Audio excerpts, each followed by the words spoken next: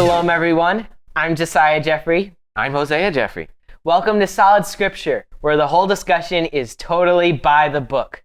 Today, we're continuing our series on the book of Joshua, and our reading today is from Joshua 4:1 through 6:27. We've already read the passage ahead of time, but if you'd like to read it as well, why don't you go ahead and pause the video and do that, and then we'll go ahead and get into discussing.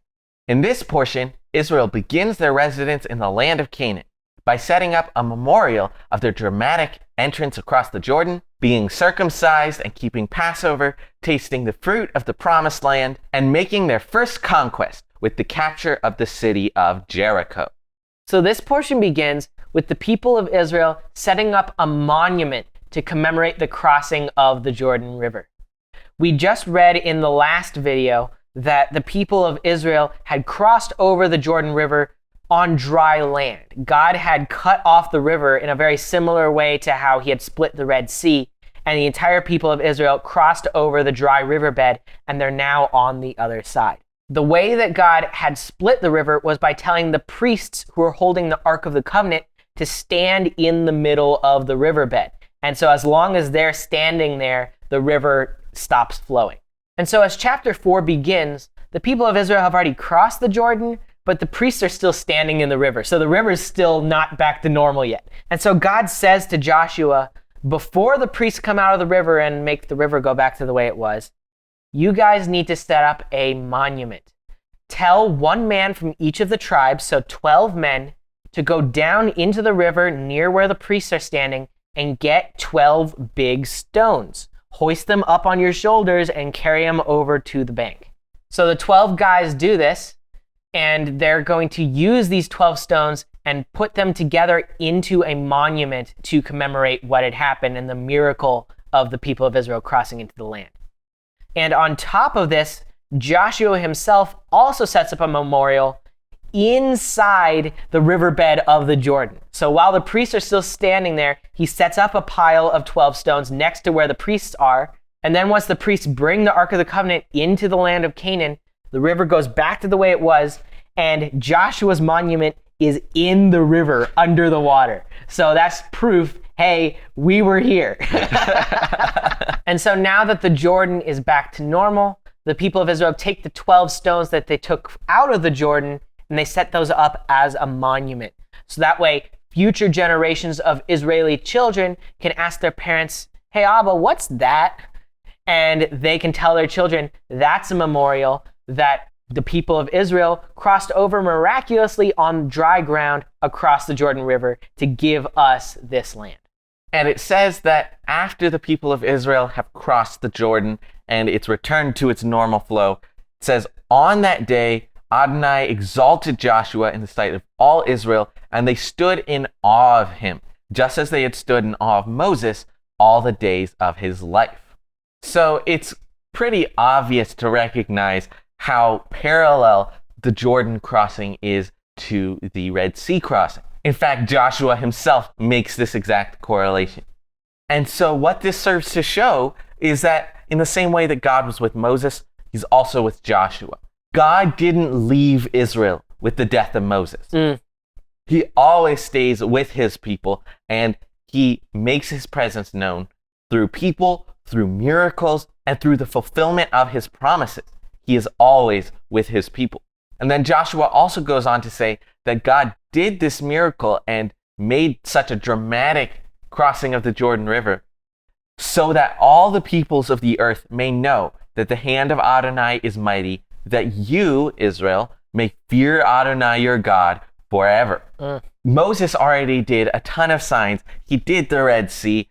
He did so many miracles so that the people of Israel and all the peoples would know that Adonai was God forever. That was already accomplished, and yet Joshua is saying God's still doing more of that to continue to make it known. Every time God shows favor to Israel, every time God fulfills a promise to Israel, or gives them victory, or does something miraculous for them in his name, he is glorified in the sight of the peoples and in the sight of Israel.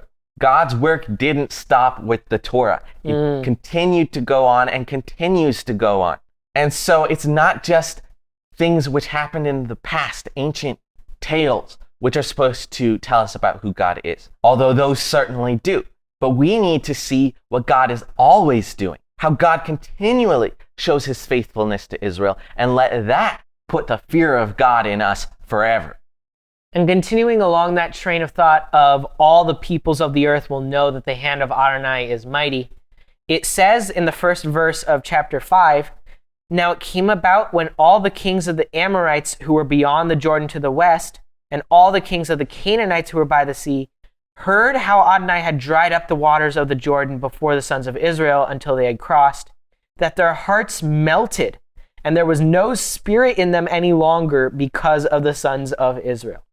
So that's just a long way of saying that when the Canaanites and Amorites heard how God had dried up the Jordan River, they freaked out. Yeah. They lost their minds. They're like, oh my goodness, what are we going to do? The people of Israel, they're going to come in and kill us. But this just shows how God is making his power known through the people of Israel in the same way that he did back in Egypt. We had read in the previous portion that Rahab reported that the entire city of Jericho was afraid, partially because of hearing about how God had split the Red Sea. So Israel's reputation precedes them. But more than that, the reputation of the God of Israel precedes him. And he makes that known through Israel. And it's also worth noting that the crossing of the Jordan River is 40 years after the crossing of the Red Sea. God had brought his people out of the land of Egypt to inherit the land of Canaan, but then there was a 40-year detour where they were just wandering around in the wilderness, not really doing much. And so God now is showing at the end of these 40 years, I didn't forget my promise. I'm still here, and I'm just as powerful as I was 4 decades ago. So Canaanites, you better watch out. And so I just want to reaffirm that God makes his power known through his interactions with the people of Israel. It is through Israel that God's power has a national beacon that reaches all the Gentile nations in a way that nothing else can. And so we're going to see that God is making his power known through Israel. Yeah, the Canaanites were already worried about the people of Israel when they were on the other side of the Jordan. But God has just shown that there are no barriers that can stop him. The mighty Jordan River, they thought, well, at least they're on the other side of that, right?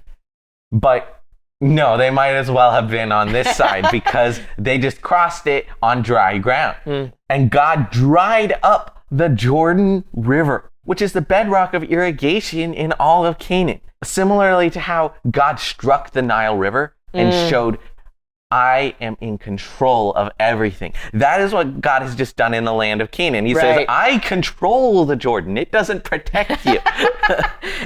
And as we're going to see a little bit later in this portion, God's about to show there's no wall high enough that we can't get through. Absolutely. But before we get to the conquering of the city of Jericho, first Joshua talks about a few other things. Namely, that once they cross over, God tells Joshua, you need to have this entire generation of Israel get circumcised. As crazy as this is, during the entire 40 years in the wilderness, the people of Israel were not circumcising any of their male children, even though God had commanded all the way back during the time of Abraham. So that would be 600 years before, maybe longer, to circumcise all of their children on the 8th day. So this has been an established command for a very long time. And the wicked generation in the wilderness was not doing it. And so God is now telling Joshua, you need to make sure that this generation gets circumcised as they're inheriting the promised land. And then in verses 8 and 9, it says, now when they had finished circumcising all the nation, they remained in their places in the camp until they were healed, because obviously that would hurt a lot. Then Adonai said to Joshua, today I have rolled away the reproach of Egypt from you. So the name of that place is called Gilgal, which means rolling, to this day. So God here specifically says that he's taking away the reproach of Egypt from Israel. As we read in other places in the Bible, such as in Ezekiel, the people of Israel, when they were in Egypt, they were worshiping the idols and gods of Egypt.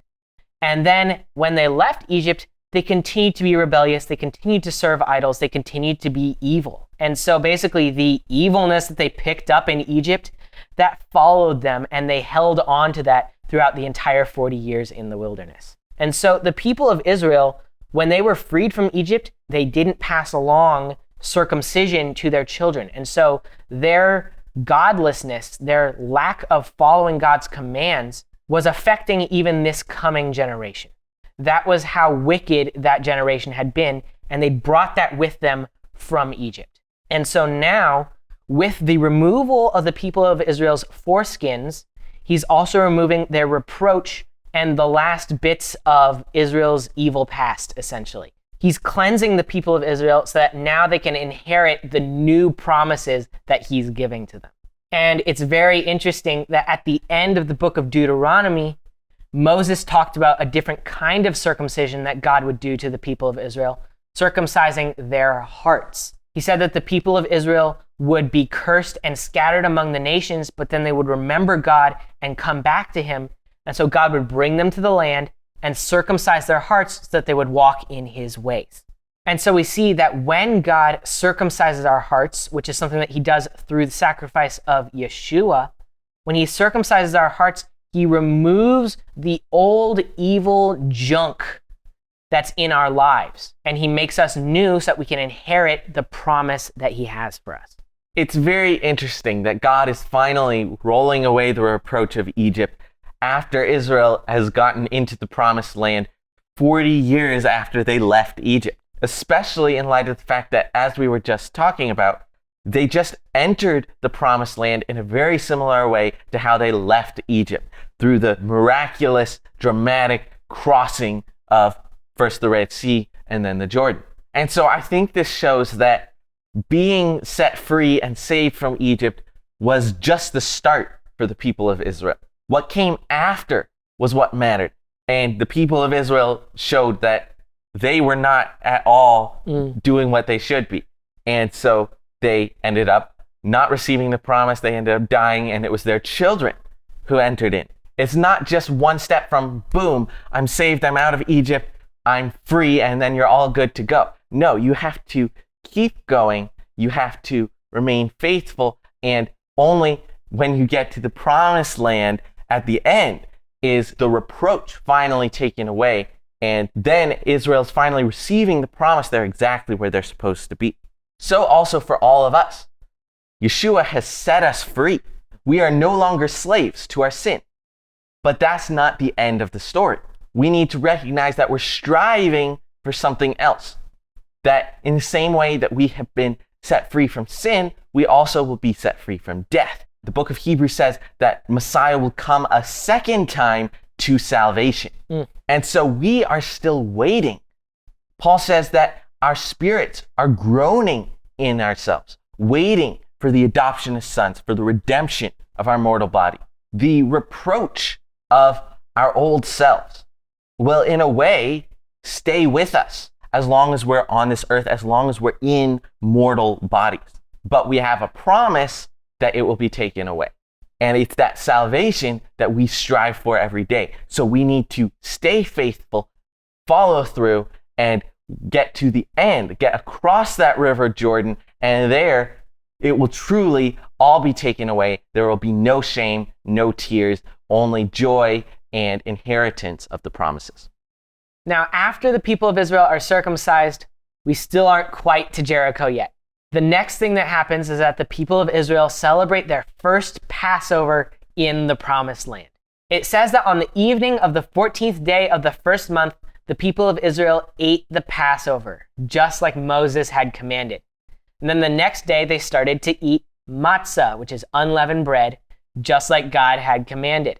And then it says that the day after they had eaten that first matzah, which was made from the grain that had grown in the land of Canaan, the very next day, the manna stopped. For the last 40 years, God had been miraculously providing for the people of Israel every single day, except for Shabbat, by putting manna on the ground so that the people of Israel could eat it. And he would also give a double portion on Friday so that they could eat on Shabbat. But he gave that to them every single day. But now that they're in the land of Canaan and they have the grain there and they're ready to start eating the produce of that land flowing with milk and honey, now God is finally done giving them that manna every day. So now it's finally time for the conquest of Jericho. Yay! And so it starts with Joshua seeing a man with a drawn sword in his hand in the distance. And so Joshua goes out to investigate and says to him, "Are you for us or are you for our adversaries?" Friend or foe? And in response to this, the man says, "No." He says, "No, but I am the commander of the army of Adonai. Now I have come." And so Joshua immediately is like, "Oh, wow." And he bows on his face immediately. I find it very interesting that Joshua was like, "Are you going to be helping us or our enemies?" And the commander's like, "No." Even though he's clearly on Joshua's side. But really, it's not that he's going to be helping Joshua, it's that Joshua is going to be doing what he says. And so that immediately reverses the roles, and Joshua's immediately like, "What does my master have to say to his servant?" It's not Joshua, the commander of Israel, going to see if this guy is our ally. It's the commander of Adonai's troops is summoning Joshua, who is under him in the chain of command. Right, yeah. And then the commander says to Joshua, "Take your sandals off, because the place where you're standing is holy." And so Joshua does that. And then he starts to give Joshua instructions on how they're going to conquer the city of Jericho. And Jericho is shut up basically in a self-imposed siege. They're not going to let Israel get at them. They're in their city. They have their wall. And no one's going to come against that wall, right? But God tells Joshua to have all the people of Israel march around the city with the priests carrying the Ark of the Covenant and blowing shofars. And they're going to do that on the first day and do it on the second day and third day and so on for a whole week. And on the seventh day, they're going to go around not once, but 7 times. And at the end of the seventh march on the seventh day, when the priests are blowing a long blast with their shofar, then all the people are supposed to shout a great shout, and the wall will fall down flat, and everyone will rush into the city and kill everyone. They don't often talk about that part. It's like, yay, the walls came down, we win. No, it's the walls come down, we kill everyone, then we win. And so all the people of Israel do exactly as God has commanded. On the first day, they start their march around, and Joshua makes sure to specifically warn the people, don't shout yet. It's not time for shouting. Don't even say a word. Just be totally silent until I say shout, and then you shout. And so they make one circle around Jericho, and then they go back to their camp. And that's the end of today's fighting. And so every day for a week, the people of Israel do this. They get up early in the morning, make their march around the city, and go back home. And on the seventh day, it says they rose early at the dawn of day and marched around the city in the same manner 7 times. It was only on that day that they marched around the city 7 times, just to be clear. So on that day, they're getting up early, they're marching a whole lot before the battle even starts. But after 7 rounds around the city, Joshua says, "Shout, for Adonai has given you the city, and the city and all that is within it shall be devoted to Adonai for destruction. Only Rahab the prostitute and all who are with her in her house shall live, because she hid the messengers whom we sent." So it is time for the people of Israel to shout, and God is going to bring the walls down. And that's exactly what he does. When they all make their great shout along with the blast of the shofars, God brings the wall down and it falls such that they can all just run straight into the walled city. Not so walled anymore. And so every man runs straight in and destroys everything they see, everyone they see. They take no spoil, no prisoners. They do take some of the metal things to put them into the treasury of Adonai, but no one takes any personal spoil, and everything else that cannot be purified is destroyed. And so with the people of Israel going into the city and slaughtering everybody as God had commanded, Joshua says to the two spies that we read about in the last episode, go find Rahab's house and bring her and her family out. And so, just like the spies had told her in the last portion, they stayed inside of Rahab's house. She had marked her house with a scarlet string, and they stayed inside so that way they wouldn't get slaughtered. And so now the spies, they come, they find her in her house, and they bring her out, and she's saved. She doesn't get killed with everyone else, and then they burn the rest of the city to the ground.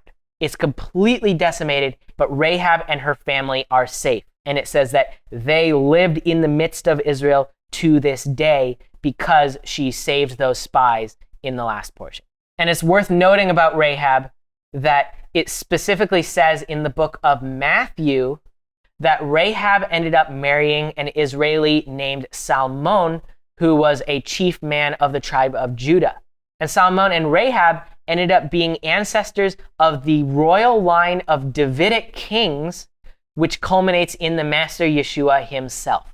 So Rahab, through her faith, not only saved herself, but also even ended up being a mother to the royal line that led to the Savior of the world.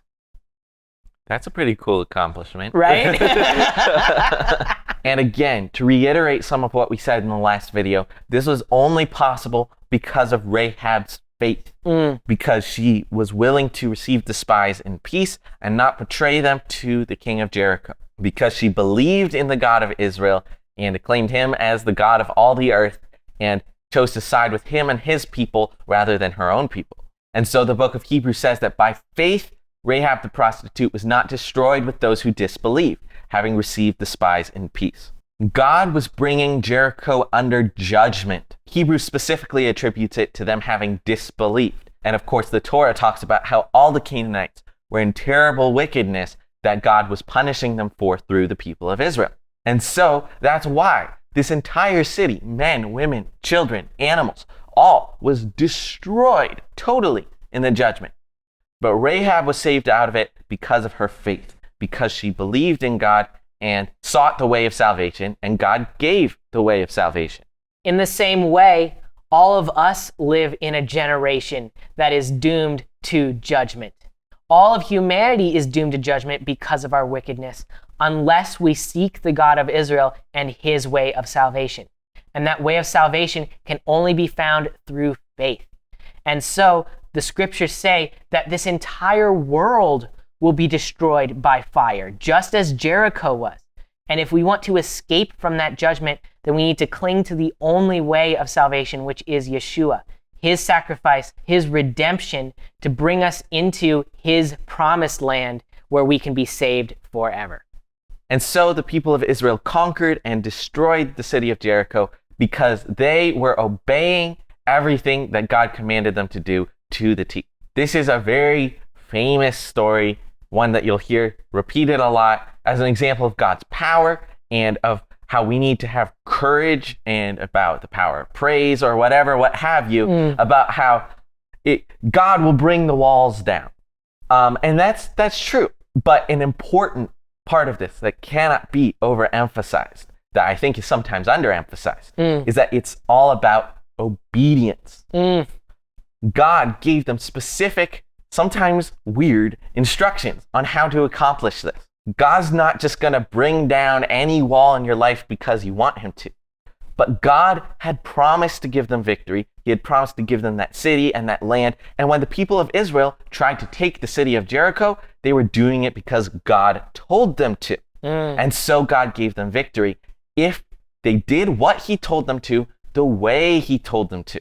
Even down to the part where Joshua says to them, don't shout, do not shout until the last day. Don't even say a word until the next day. Be totally silent. March around this city silent for the first 6 days. Exactly. Don't do anything that God didn't tell you to do. It's just as important here that they do what God says as it is for them to not do what God didn't say. They had to refrain from jumping the gun and going beyond God's timing. The city was right there. They had already crossed over the Jordan. They had already seen miracles, and God had already said, you're going to conquer this land. You're going to conquer this city. But they had to wait a week and march silently. Not a word, not a peep. And it was with the expectation that at the end of that, they would have to shout super loud. And so we need to realize that sometimes the anticipation is just as important as the time of action. We need to wait when God says to wait and stop when God says to stop, even though it's not exciting. People don't talk about the first 6 days around Jericho. They talk about the 7th day because that's the cool part. But the first 6 days was just a circle, just one circle, not 2 circles, not 3 circles, and no shouting, no words, nothing. Totally boring day. But those days had to precede that 7th day. And so in the same way, we need to follow God's instructions even when it's mundane, even when it's boring, even when it's weird, and even when we see exactly what we want just ahead. We need to not skip steps. We need to not take the expedient or shorter route at the expense of following God's commands to a T. We should try to follow all of God's commands, even if it's slow, even if we don't like it. So when God gives a command, obey to the end and obey along the way. Don't jump the gun. Don't try to establish God's promises on your own strength. Obey God's word and let him bring down the walls himself. And so I think the main takeaway from this passage is God will always make a way if you're following it. Jericho had a massive wall that the people of Israel weren't just going to get through. But God absolutely obliterated that wall. He showed that there's no barrier that he can't make a way through. He can make a way through the walls of Jericho. He can make a way through the Jordan River. He can obliterate the walls and dry up the rivers. Everything is in God's hands. And so if you're going where he wants you to go, he's going to get you there. But that's the important thing. We have to make sure that we're going where he wants us to go. If we're waiting for God's voice and we're following God's timing and we're only doing what God says and nothing else, then we can be sure that our destination is where God wants it to be, and then he will make the path to that destination. And so if we have faith in God and we trust his word and his instructions to us and we follow him, then we will be saved. As Rahab was saved from the destruction of Jericho, God made a way for her to get out of that and to have life. And life is what awaits all of us. If we are relying on God, relying on his word, and doing whatever he tells us to do, trusting in him, then he will make the way for us. As long as we're not following our own goals, we're only following his goals, we will reach the goal because God always makes a way. That wraps up this episode of Solid Scripture. We hope you enjoyed it. And if you have any questions for us to answer or ideas for other kinds of videos, why don't you let us know down in the comments? We'd love to hear from you. Thanks so much for watching. Be sure to like, share, subscribe, and hit that notification bell to keep updated on new videos. And if you would, please consider sending us a donation to help us make more videos like these. We would really appreciate it. Thanks again for watching, and we'll see you next week. God bless. Okay. Joshua walked around Jericho. And then the priest blew the shofars and everyone went, ah! And the walls came down and down. And then they ran in and killed everybody. What did we just do?